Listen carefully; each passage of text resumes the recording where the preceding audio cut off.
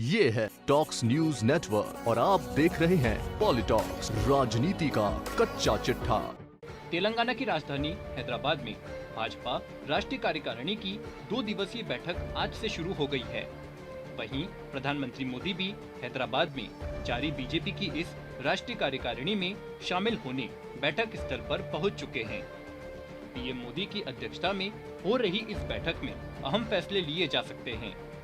बैठक शुरू होने के बाद राजस्थान की पूर्व मुख्यमंत्री एवं राष्ट्रीय उपाध्यक्ष वसुंधरा राजे ने एक प्रेस वार्ता को संबोधित किया।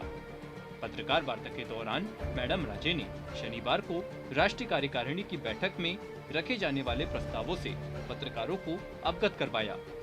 मैडम राजे ने कहा कि शनिवार शाम को होने वाली एग्जीक्यूटिव काउंसिल की बैठक में 2 प्रस्ताव आएंगे। पहला राजनीतिक प्रस्ताव, दूसरा आर्थिक प्रस्ताव। आपको बता दें, शनिवार को भारतीय जनता पार्टी की राष्ट्रीय कार्यकारिणी की 2 दिवसीय बैठक का आज आगाज हो चुका है। प्रधानमंत्री मोदी, बीजेपी के राष्ट्रीय अध्यक्ष जेपी नड्डा, गृह मंत्री अमित शाह सहित पार्टी के तमाम दिग्गज नेता 2 दिनों तक हैदराबाद में मौजूद रहेंगे। सूत्रों के अनुसार बीजेपी की इस बैठक में देश भर के करीब 340 प्रतिनिधि हिस्सा ले रहे हैं।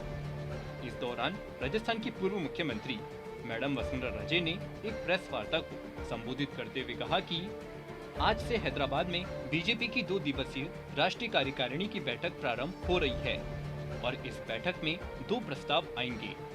पहला राजनीतिक प्रस्ताव और दूसरा आर्थिक प्रस्ताव।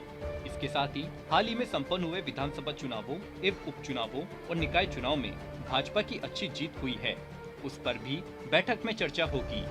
पत्रकार वार्ता के दौरान मैडम राजे ने उत्तर प्रदेश की आजमगढ़ एवं रामपुर में हुए लोकसभा उपचुनाव का जिक्र करते हुए कहा कि आजमगढ़ एवं रामपुर दोनों ही समाजवादी पार्टी के मजबूत गढ़ थे, लेकिन भाजपा ने वहां जीत हासिल कर दिखा दिया है कि ये जीत प्रधानमंत्री मोदी के नेतृत्व और उनकी सोच और काम से ही संभव हो पाई है।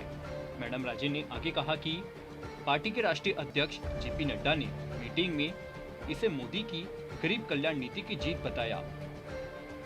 वहीं भारतीय अर्थव्यवस्था का जिक्र करते हुए मैडम राजे ने कहा कि महामारी के बाद से पूरी दुनिया की अर्थव्यवस्था अभी चरमाई हुई है। आज पूरी दुनिया की आर्थिक विकास दर औसतन 6% है। वहीं भारत की अर्थव्यवस्था 8.7% की दर से प्रगति कर रही है। ये भी हमारी मोदी सरकार की एक बहुत बड़ी उपलब्धि है। मैडम वसुंधरा राजे ने बताया कि बैठक में पार्टी पदाधिकारियों के प्रवास कार्यक्रम पर चर्चा हुई और कहा गया कि बूथ स्तर के कार्यकर्ताओं तक जाकर पार्टी को मजबूत करना है। मैडम राजे ने बताया कि राष्ट्रीय अध्यक्ष जेपी नड्डा ने ये भी कहा कि संपर्क साधने के साथ साथ अंत्योदय के लिए भी एक गहन अभियान चलाने की जरूरत है। ये दोनों साथ साथ चलेंगे तो इसका फायदा कार्यकर्ताओं, प्रदेश और जनता को भी मिलेगा। बैठक में इस बात पर भी चर्चा हुई है कि जिस राज्य में यह बैठक होगी वहां के लिए एक स्टेटमेंट जारी किया जाएगा। क्योंकि यह बैठक तेलंगाना में हो रही है, इसलिए इस पर भी स्टेटमेंट जारी होगा। चुनावी अभियान को मजबूत बनाने के लिए 200 सक्रिय कार्यकर्ताओं को बाहर निकालने की व्यवस्था की जाएगी और इसके लिए एक व्हाट्सएप ग्रुप भी बनाया जाएगा।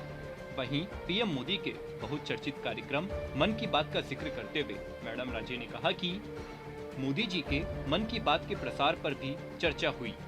इन सब के बीच पन्ना प्रमुख के महत्व पर प्रकाश डाला गया और इन्हें पार्टी की नींव बताया गया। तय हुआ कि बूथ सशक्तिकरण की समीक्षा प्रदेश अध्यक्ष स्तर पर होगी और हर 15 दिन में इसका मूल्यांकन कर जमीनी हकीकत का पता लगाया जाएगा।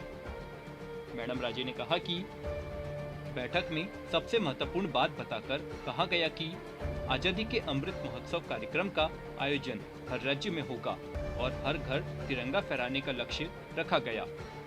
कहा गया कि इससे देश को एकजुट करने में मदद मिलेगी। इसके तहत फिलहाल करीब 20 करोड़ लोगों तक पहुंचने की योजना है। साथ ही सरकारी योजनाओं के 30 करोड़ लाभार्थियों को कंफर्ट लेवल देने पर भी सहमति बनी है।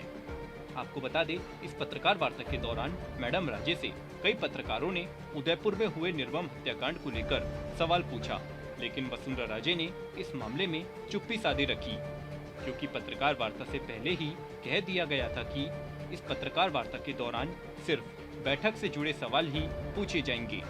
पॉलिटॉक्स ब्यूरो, जयपुर। ये है टॉक्स न्यूज नेटवर्क और आप देख रहे हैं पॉलिटॉक्स, राजनीति का कच्चा चिट्ठा।